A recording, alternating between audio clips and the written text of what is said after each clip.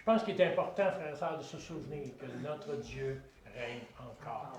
Qu'il est puissant et qu'il est là, frères et sœurs, puissant pour agir, puissant pour guérir, puissant pour baptiser encore du Saint-Esprit. Il vit au milieu de nous. Si tu veux juste aller à la prochaine.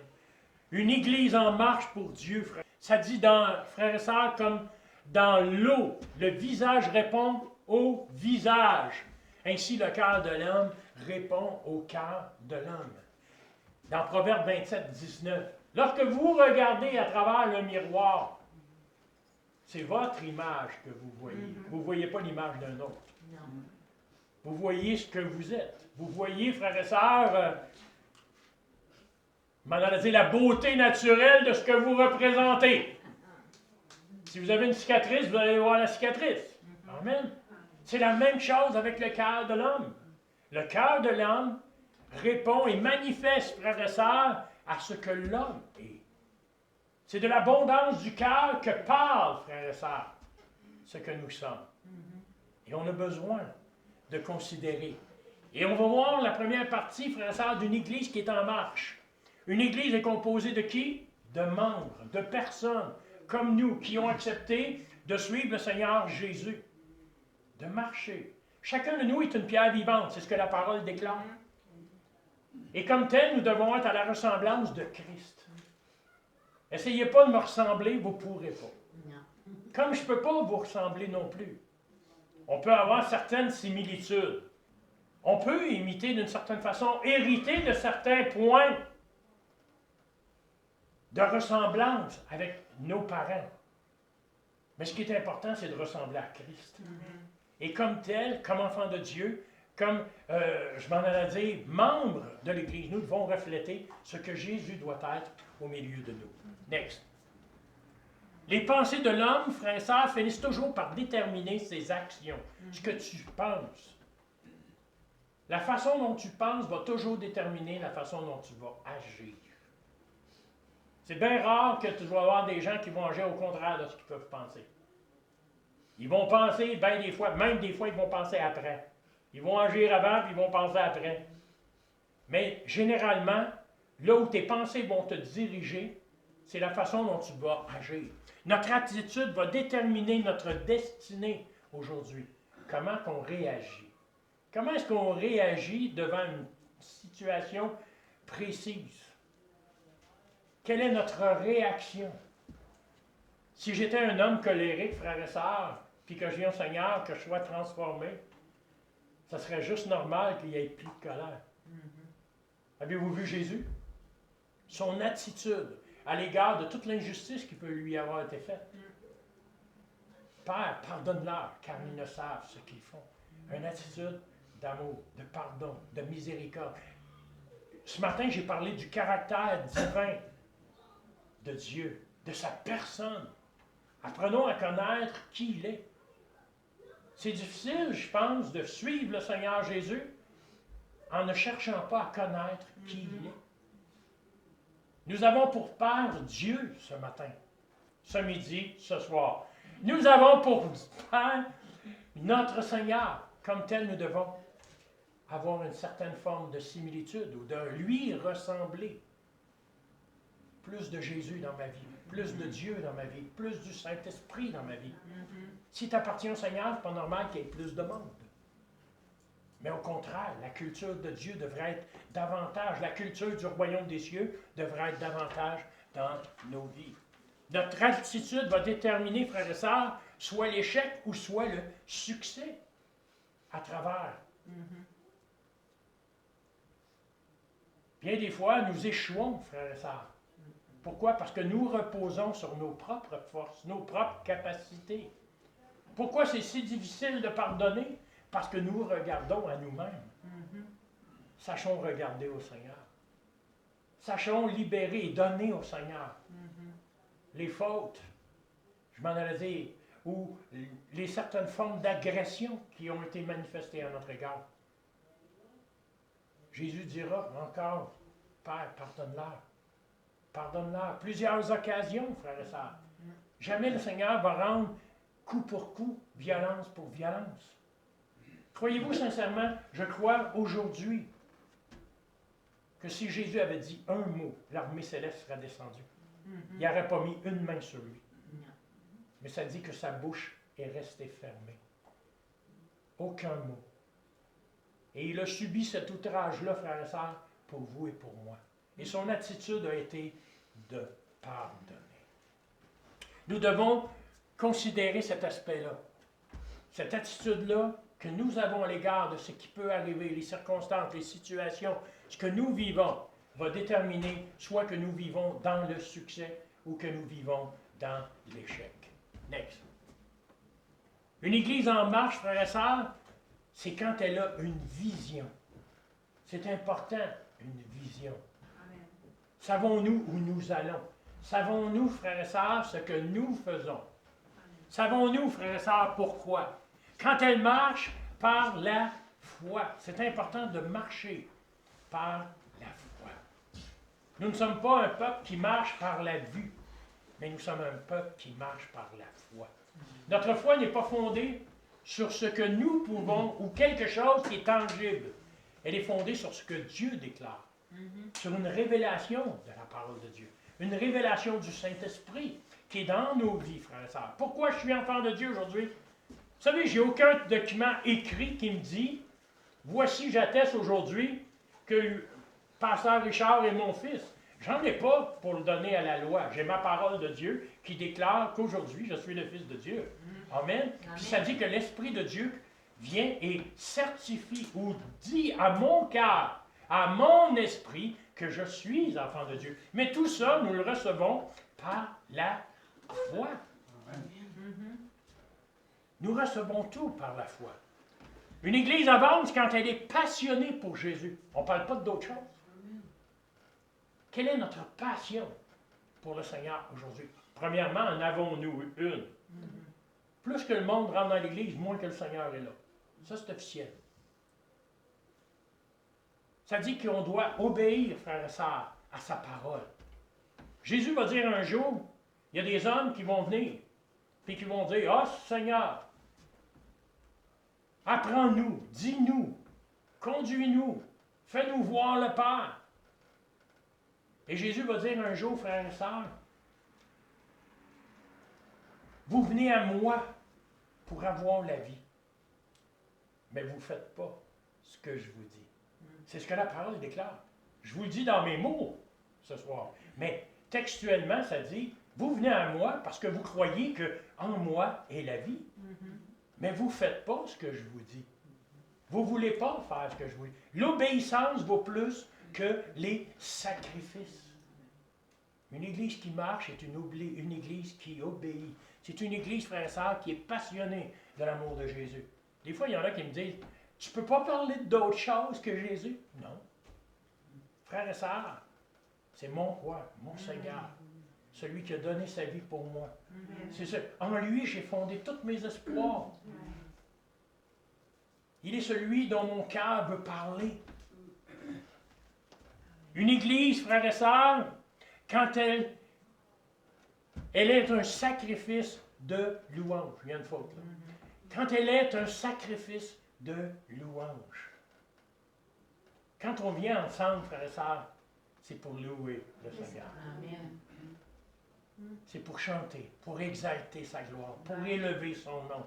C'est pour ça qu'on se rassemble. C'est pour ça qu'on est unis ensemble. Frères et sœurs, on est mieux de se pratiquer en bas. Parce que ça dit qu'on va louer pour l'éternité. Je crois fermement que ce que nous vivons présentement dans cette vie est la préparation de ce que nous allons faire ou l'introduction à ce que nous vivrons pour l'éternité. Si tu n'es pas capable de louer dans là, présentement, tu vas avoir de la misère à louer l'autre bord. Ou tu vas trouver ça bien long. Premièrement, si tu trouves ça long, tu ne seras peut-être pas là. Mais la louange, c'est ce qu'il y a de merveilleux. Ce contact que nous avons avec Dieu. Ce contact que nous avons avec le Saint-Esprit.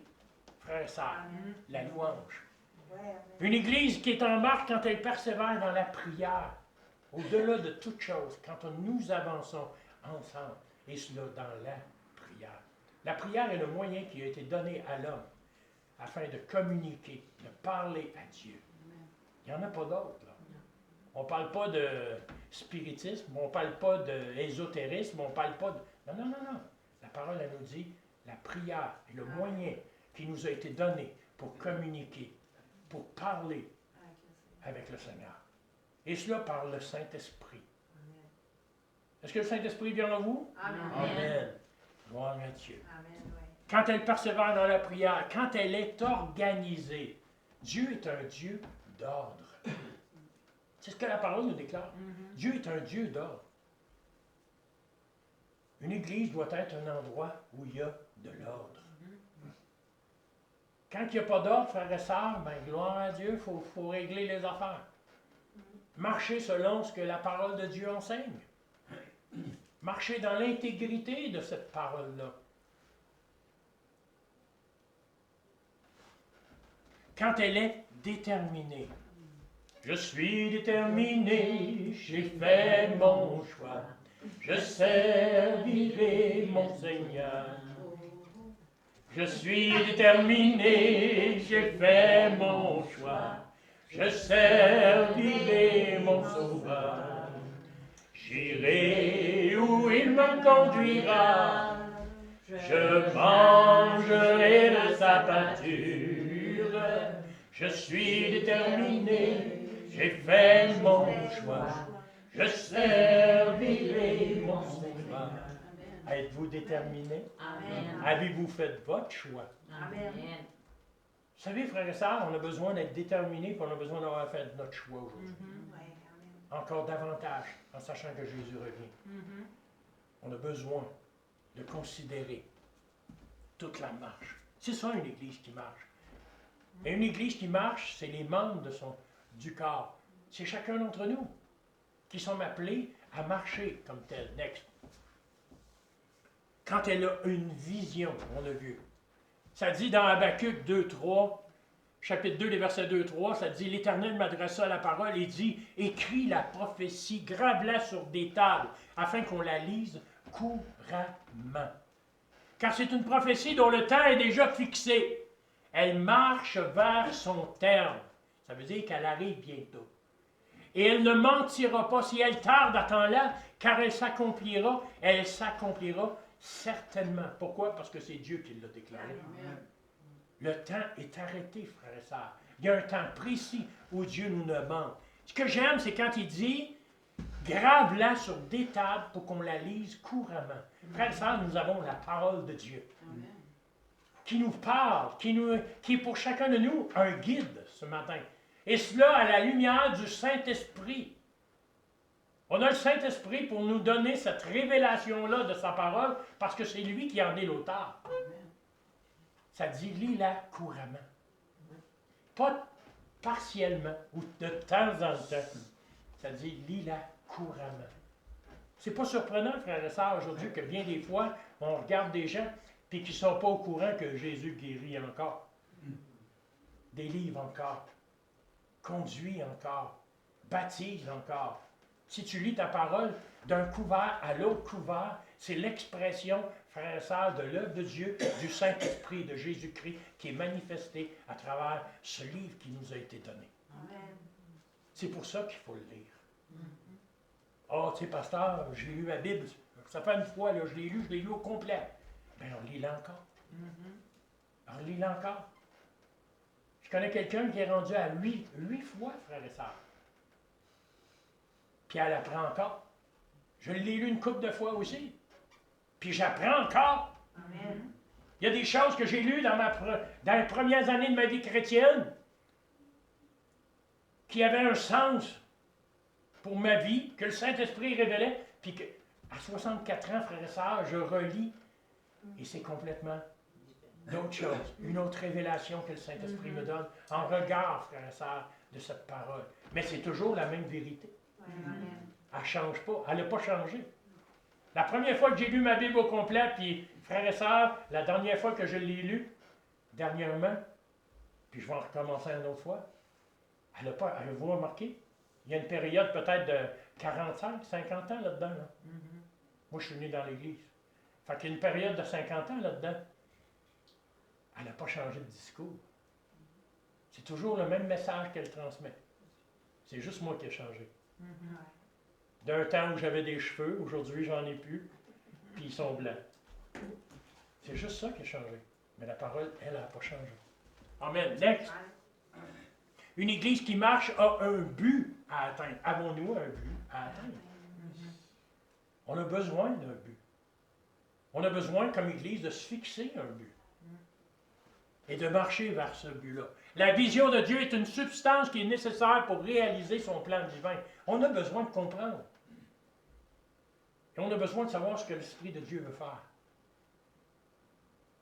Croyez-vous que Dieu veut faire quelque chose dans Mont-Laurier? Amen. Qu'il y a un plan pour Mont-Laurier. Vous savez, le plan de Mont-Laurier, ce n'est pas nécessairement le même plan que Sainte-Agathe-des-Monts. Puis Sainte-Agathe-des-Monts, ce n'est pas nécessairement la même vision que Mont-Laurier. Dieu a un plan pour Mont-Laurier, qui est spécifique à Mont-Laurier, qui va s'appliquer à Mont-Laurier. Il y a un plan pour Sainte-Agathe, spécifiquement. Mais le seul but, frères et sœurs, à atteindre, c'est de sauver des âmes. C'est de voir des âmes sauvées. Il peut y avoir un grand réveil ailleurs. Ça peut nous réjouir de joie. Mais ça ne veut pas nécessairement dire qu'il va se reproduire chez nous. Ça ne veut pas dire qu'il va se reproduire à Mont-Laurier, puis ça ne veut pas dire qu'il va se reproduire à Sainte-Agathe. Le but étant que nous devons chercher ce que Dieu veut faire pour Mont-Laurier.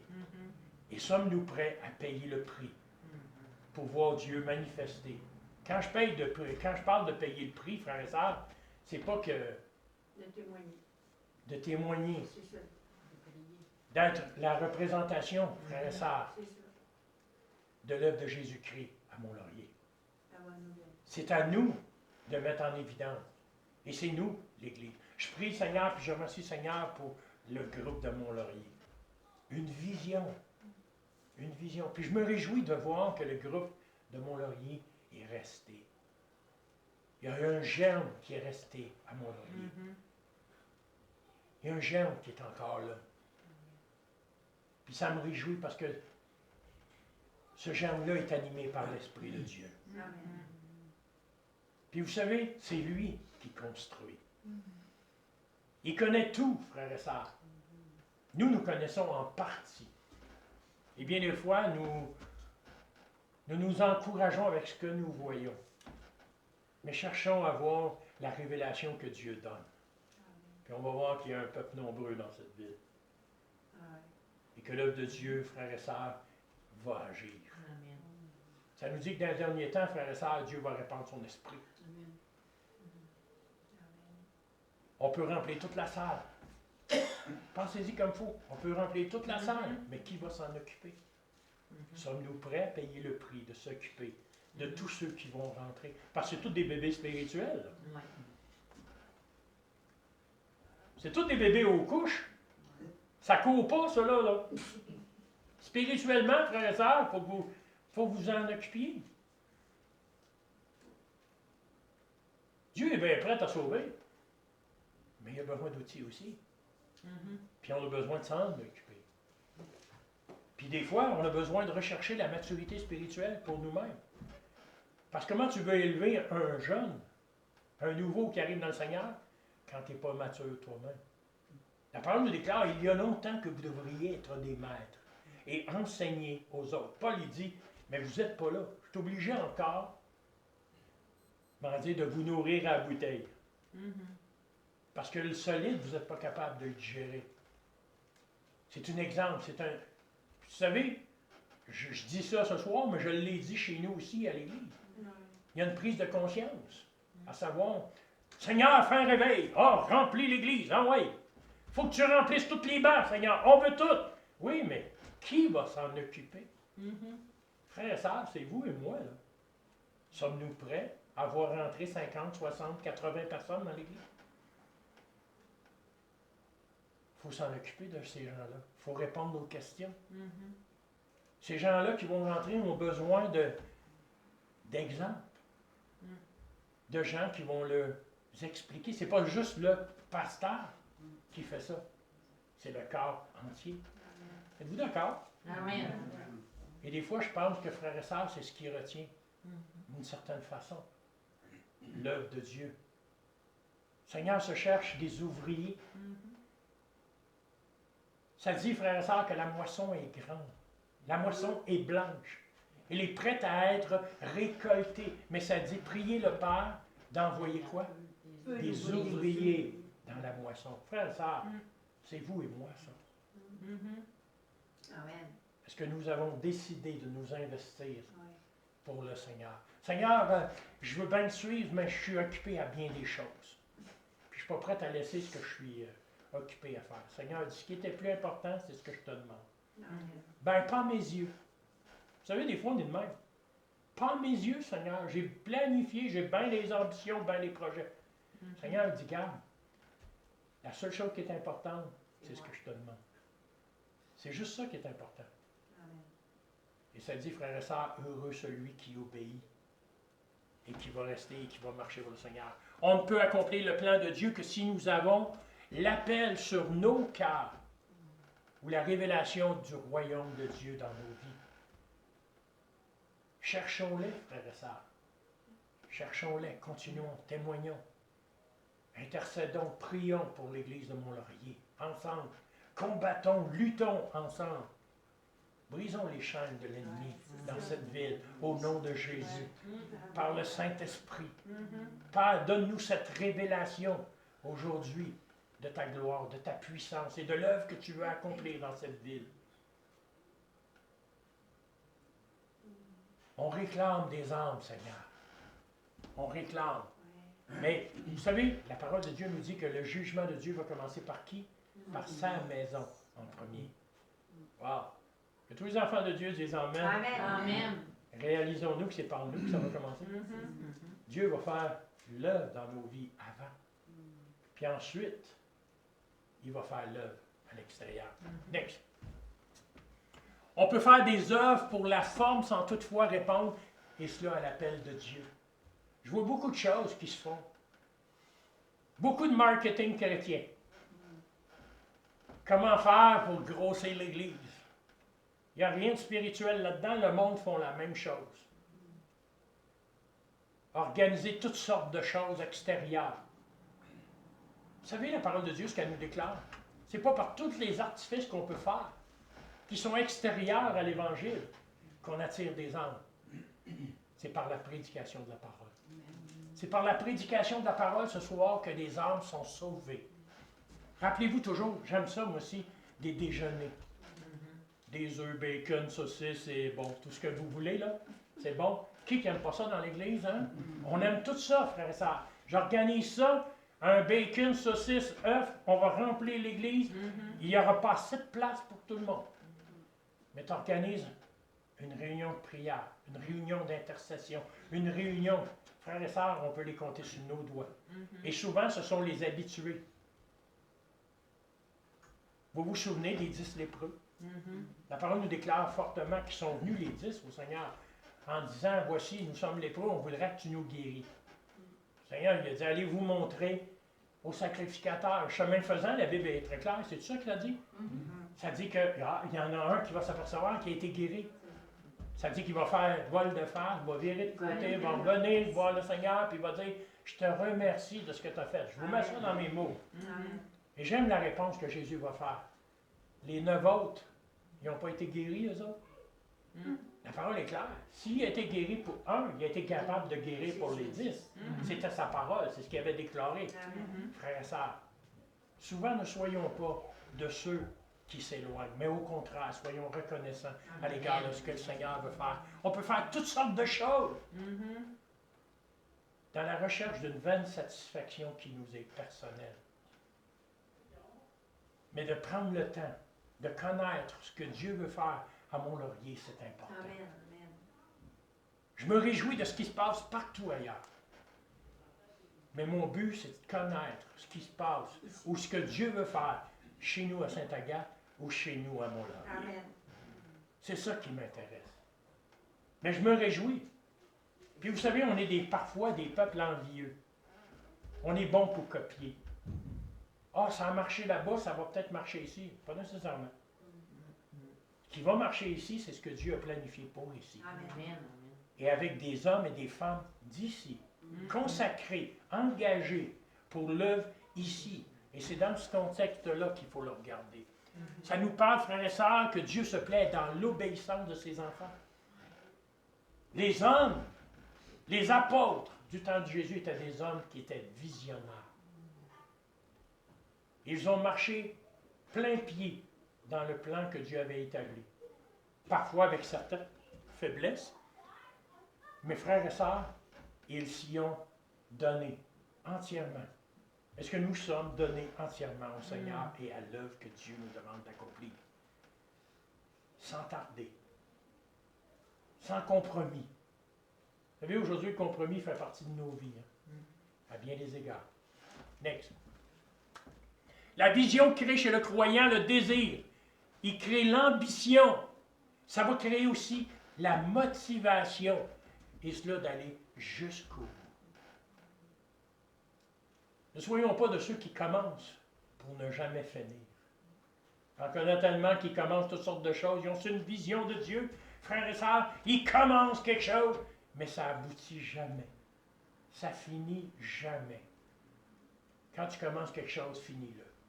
Commence par savoir d'abord si c'est le plan de Dieu. Parce que si c'est le plan de Dieu, frères et sœurs, ça nous dit que Dieu va aplanir les sentiers, va ouvrir le chemin. Le Saint-Esprit va t'encourager, va t'édifier, va te fortifier dans la marche. Si tu marches dans ta chair, c'est sûr que tu vas trébucher souvent. Tu vas même te décourager, puis tu vas abandonner. La vision, frères et sœurs, est l'œuvre du Saint-Esprit qui est déposée en chacun de nous. Le Saint-Esprit dépose en chacun de nous une dose, frères et sœurs, de connaissance, en regard de l'œuvre qu'il veut faire. Si nous cherchons la face pour Mont-Laurier, frères et sœurs, si nous cherchons l'œuvre que Dieu veut accomplir dans cette ville, et que nous sommes sincères, croyez-vous que Dieu va nous révéler ce qu'il veut faire ici? Amen. Oui. Amen. Ça semble un langage qui est parfois redondant. Hein? Ça revient tout le temps. J'aime ce que Paul va dire. Je dois vous répéter les choses. Pourquoi? Parce que c'est un salut pour chacun de vous. La mémoire est une faculté qui oublie. Et l'homme en est souvent atteint. La femme aussi. En est souvent atteint. Avez-vous remarqué comment on oublie souvent des choses? Je suis rendu à un âge où, frères et sœurs, que je me promène avec des post-it dans mes poches. Parce que j'oublie. Mais je suis préoccupé par toutes sortes de choses. Frères et sœurs, c'est la même affaire spirituellement. Dieu nous parle d'une façon, il nous donne des choses précises, il nous l'écrit. Mais on est tellement dans des envolées, je m'en ai dire, au niveau de la pensée, qu'on oublie tout. Ce qui est important, c'est de rester fixé sur ce que le Seigneur nous a donné. Sans vision, le peuple périt, frères et sœurs. Sans but, nous périssons. Donnons-nous, je vais donner ça comme exemple.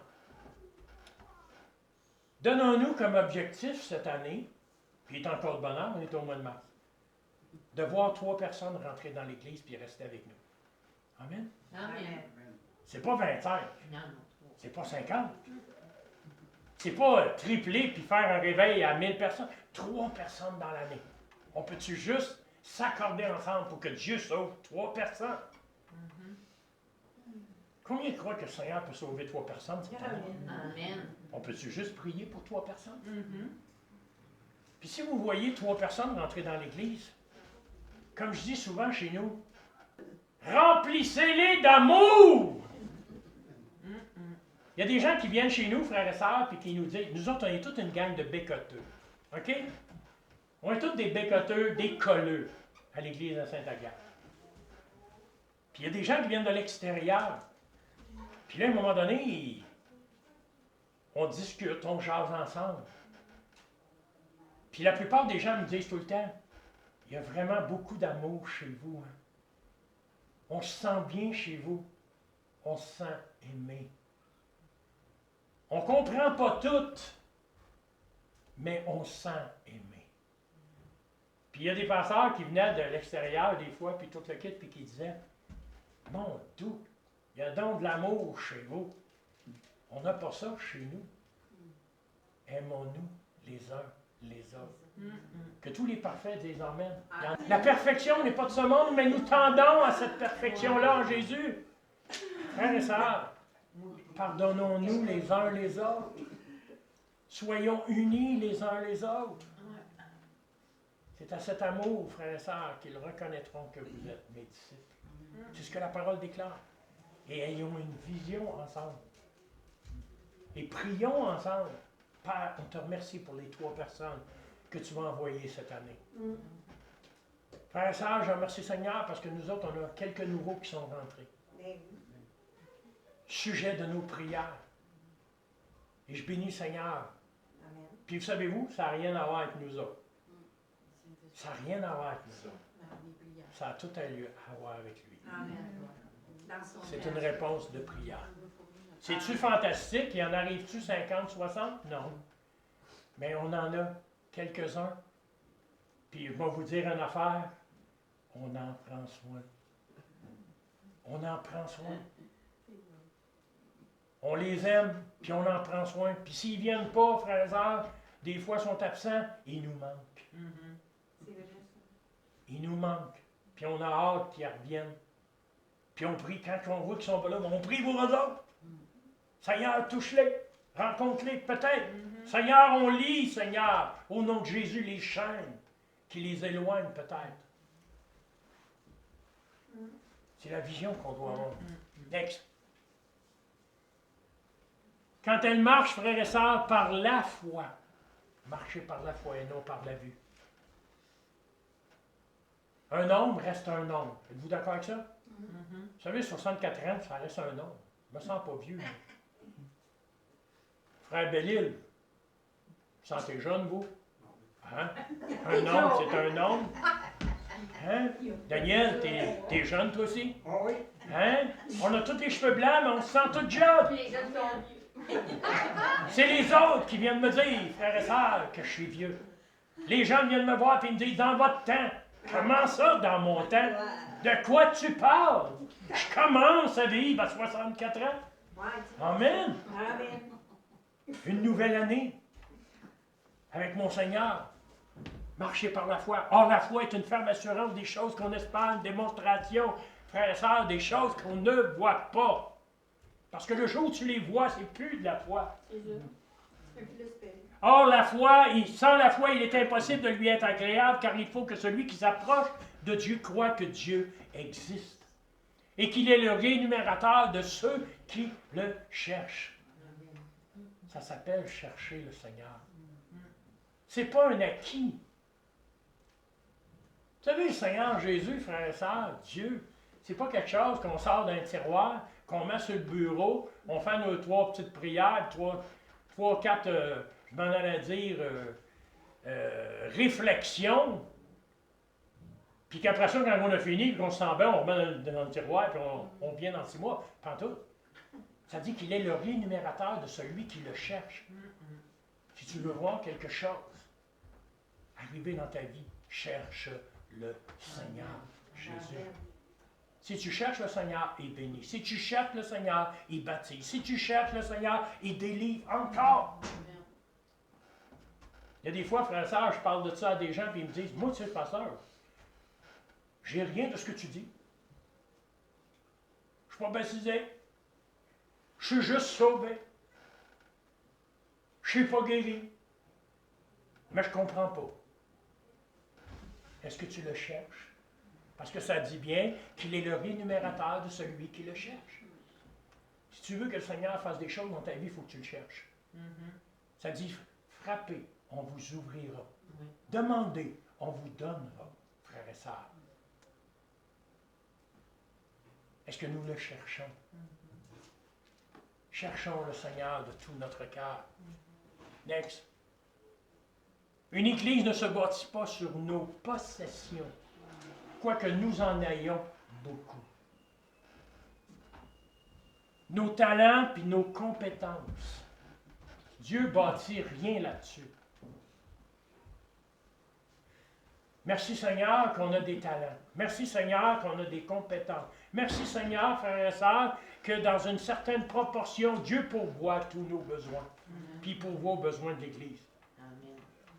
Mais le fait que tu aies beaucoup de possessions, beaucoup de talents et beaucoup de ci et beaucoup de ça ne fait pas de toi une Église qui avance dans le Seigneur. Mais sur l'obéissance, Dieu bâtit sur l'obéissance et l'amour de ses membres envers le Seigneur et sa parole. C'est là-dessus que Dieu bâtit.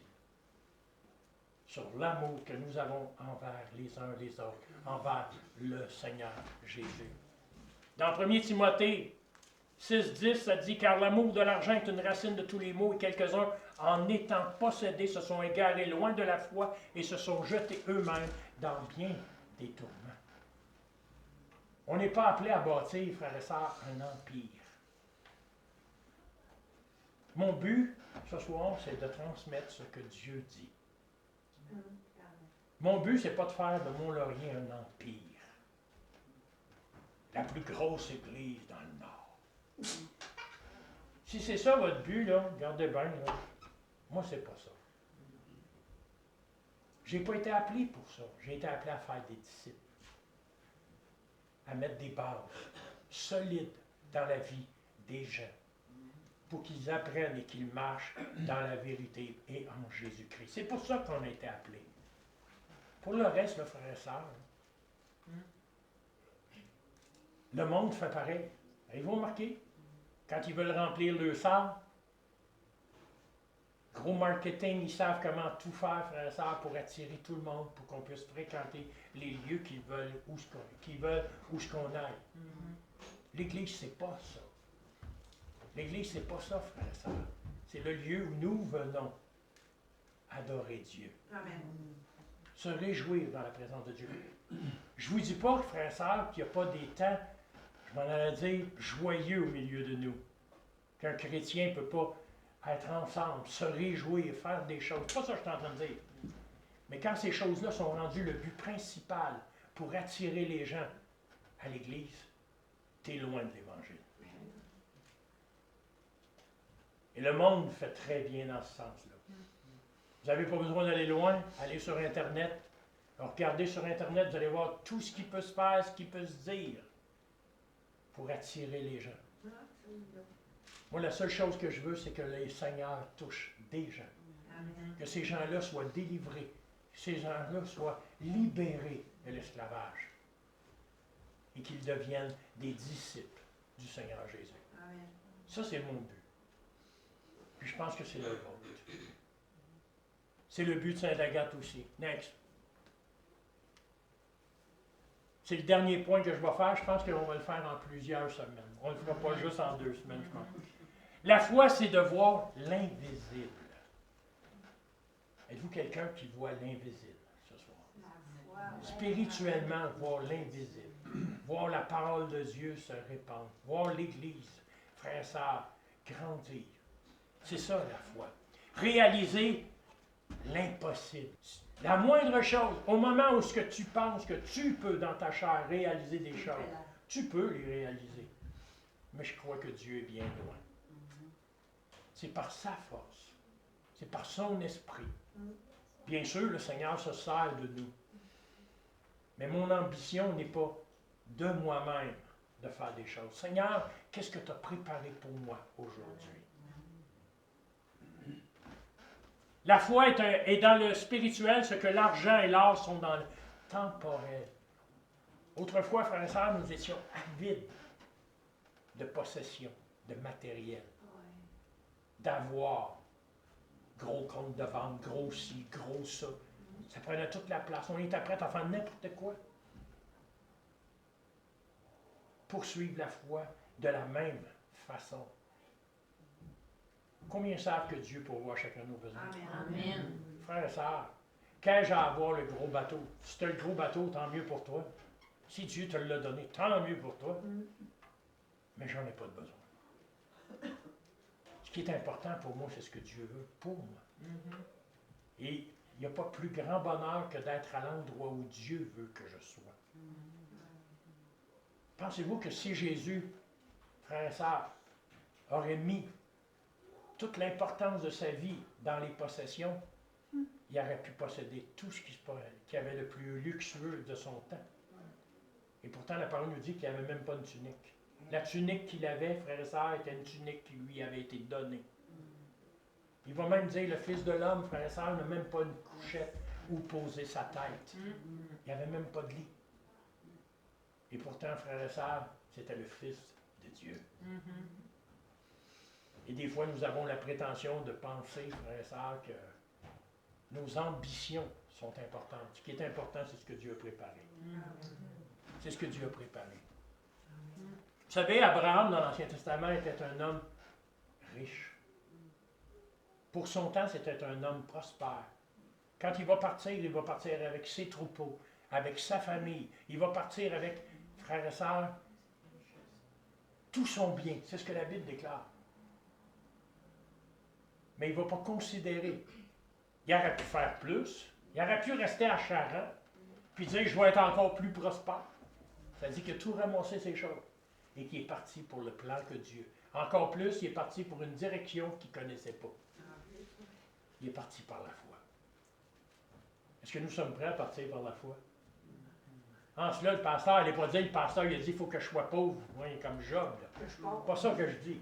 C'est pas ça que je dis. C'est ton attitude à l'égard de l'amour que tu portes à l'argent qui est néfaste. Je connais des gens, frères et sœurs, qui ont beaucoup d'argent. Que Dieu les a bénis de beaucoup d'argent. Mais savez-vous, ce sont des gens, des hommes et des femmes qui sont libérales et qui font de grands biens avec ce que Dieu leur a donné. Qui ont été capables de se déverser sur d'autres, répondre à un besoin. J'ai rien avec, j'ai aucun problème là. Allez pas penser que je suis contre les richesses, puis tu sais, contre la prospérité. C'est pas ça que je dis. C'est l'attitude que tu as à l'égard de cette prospérité-là. C'est à moi, c'est à moi, c'est à moi, c'est à moi. Ce que Dieu nous donne, frères et sœurs, il nous le donne, et il nous le donne pour son bien, à lui, pour faire sa volonté. Dieu peut vous donner 1 million de dollars aujourd'hui. Croyez-vous que Dieu peut le faire? Ah oui. Puis demain, vous demandez 999 999 dollars. Mais vous savez-vous, c'est quoi l'attitude du cœur de l'homme? Puis même pour le chrétien, là, on dirait au Seigneur, non, non, non, non, non, non, regarde, tu me l'as donné hier. Soyons sincères. Répondez pas, faites un exemple. Mais vous allez voir, Seigneur, tu me l'as donné. C'est à moi. Je vais te donner 10%. Mais le reste, je le garde. Il y a un homme un jour qui est devenu riche. Il travaillait dans la machinerie lourde. Puis là, à un moment donné, ce qui est arrivé, c'est qu'il a dit au Seigneur, il était dans sa période la plus creuse. Tu sais, quasiment en faillite, il n'y avait plus rien qui fonctionnait. Puis là, à un moment donné, il va dire au Seigneur, Seigneur, si tu me fais prospérer, je vais garder 10% pour moi, 90% pour toi. Il est devenu multimillionnaire. Et il vit encore avec 10% pour lui, 90% dans l'œuvre de Dieu. Des fois, il faut y penser. Fait que, pensez pas que j'ai quelque chose contre le fait d'avoir des pieds. Je suis content que quelqu'un vienne me voir et dise, hey, Seigneur m'a permis d'avoir telle ou telle ou telle ou telle chose. Je suis content pour lui. Moi, j'en ai pas de besoin. Mais par contre, frère et sœur, ça dit là où est ton cœur va être aussi ton trésor. Amen. Amen. La parole de Dieu fait foi d'autorité dans le domaine de la foi. Elle le déclare, Dieu le dit. Le jour où vous allez comprendre ce que Dieu veut faire dans la foi, c'est plus de la foi. L'inexplicable. Des fois, j'entends des gens, j'aimerais ça que le Seigneur me guérisse, mais je voudrais savoir comment il va faire avant. Lâche-moi tranquille. Ça ne m'intéresse pas de savoir comment il va faire. Tant mieux s'il me guérit, puis merci Seigneur, il s'y prendra comme il veut. Imaginez-vous l'aveugle. Ça dit que Jésus va prendre une motte de terre, va cracher dans ses mains, il va faire une petite boue avec ça, va mettre ça sur les yeux du gars. Pensez-vous que s'il avait expliqué tout le phénomène à l'aveugle, que c'est que l'aveugle il aurait dit, retourne-toi-en avec tes histoires. Pensez-vous? Dans notre langage à nous. En matière de foi, en matière, frères et sœurs, de miracle, l'intelligence n'est pas nécessaire. C'est Dieu qui agit. Amen. Et il peut agir comme il veut. Puis je vais juste vous régler ça final avec ça. Vous vous souvenez de... J'ai un blanc de mémoire. Le lépreux, le général lépreux. Mario, tu peux m'aider? Le Le général d'armée, là, qui... Tu sais, il est pris de la lèpre. Puis ça nous dit qu'Élie va y dire, va te tremper, Élie ou Élisée va y dire, Élisée, va te tremper 7 fois dans le Jourdain, va te tourner. J'imagine le gars, Seigneur, s'il t'avait demandé de faire quelque chose de bien compliqué, hein, tu l'aurais fait. Il ne te demande rien de ça. Fais juste te tremper. Ça dit qu'il est rentré dans l'eau, il s'est trempé, frère et sœur, puis il est sorti guéri. Amen. C'est ça. Vivre pour le Seigneur, marcher pour le Seigneur, puis être engagé pour Dieu. Next. L'argent, bien qu'abondant, ne peut ranimer, frères et sœurs, ou raviver l'esprit d'une église qui est morte. Tu pourras y investir tant que tu veux. Quand c'est mort, c'est mort. Quand l'esprit n'est plus là, frères et sœurs, l'esprit n'est plus là. Investis tant que tu veux. Pose ce que tu veux. Mets des beaux rideaux. Mais ça ne ranime pas l'Esprit de Dieu. L'Esprit de Dieu vient de la parole. La parole vient de ce qu'on entend vient de la parole de Dieu. Amen. De la prédication de la parole. Si tu n'as pas ça. Dans Ecclésiaste 10, ça fait, on fait des repas pour se divertir, le vin rend la vie joyeuse et l'argent répond à tout. Vous ne trouvez pas que ça ressemble à nous autres aujourd'hui, ça? Ça nous ressemble, ça? On achète un peu de bonheur, un peu de joie, et on y fonde toutes nos affections. Moi, je suis heureux parce que je suis avec vous autres. Amen. Je suis heureux parce que vous êtes ma famille. Je suis heureux parce que vous êtes le corps de Christ. Je suis heureux parce que vous êtes mes frères, mes sœurs, parce qu'on va passer l'éternité ensemble. Amen. Amen. C'est ça mon bonheur. On va poursuivre dans 2 semaines. Le point 3. Effacez pas cette prédication-là. OK? Dans 2 semaines, on va voir que l'Église doit être passionnée de Jésus. Amen. Au point 3, dans 2 semaines. Amen. Vous savez, je crois vraiment que Dieu veut faire une œuvre merveilleuse. Je l'aime, mon Seigneur. Ouais. Amen. J'ai passé tellement d'années loin de lui. Amen. Amen. Moi, je me sens comme l'enfant prodigue. Moi, je l'ai vécu, ça. Tout ce que j'ai pu y faire vivre. Le renier, le rejeter, plus le vouloir dans ma vie, frères et sœurs. Puis vous savez, pas juste le penser, y dire à part de ça. Mais il m'a aimé pareil. Il m'a sauvé pareil. Puis ça dit dans le plus bas de ma vie, frères et sœurs. Ça dit que celui qui a de la peine, celui qui est triste, ça dit qu'il a crié au Seigneur et ça dit que le Seigneur a entendu. Amen. Amen. Sa main était toujours là. S'il y en a un qui ne mérite pas l'amour de Dieu, c'est moi. Mais gloire à Dieu, il m'a aimé le premier. Amen. Et ça a tout un sens, toute une importance de dire, sommes-nous prêts à donner notre vie pour le Seigneur? Allez pas penser que je suis suicidaire. Pantoute. Je vais vivre toutes les journées que Dieu va me donner. Mais mon désir, c'est d'être avec lui. De voir le Seigneur grandir dans ma vie. De voir le Saint-Esprit me remplir, me toucher. C'est ça mon désir. Parce que c'est le vôtre. On a tous un témoignage différent. On a tout un passé qui est différent. Mais on a tous le même avenir avec le Seigneur. Amen. Je vous aime avec l'amour de Jésus. Je vous aime avec l'amour de Jésus. Je peux voir en toi la gloire de mon roi. Je vous aime avec l'amour de Jésus. On devrait, frères et sœurs, être capable de se le dire les uns aux autres. Mon frère, ma sœur, tu es importante dans ma vie. Amen. Il n'y a personne de nous autres qui est négligeable. Mais au contraire, on est toutes des perles précieuses dans le collier de Dieu. Oui. Et je pense qu'on a besoin de vraiment s'attacher. Gloire à Dieu, je vais vous demander de vous lever à votre place. On va juste terminer par un mot de prière. Alléluia. Alléluia, gloire à toi, Seigneur. Père, bénis cette soirée, Seigneur, le restant de cette soirée.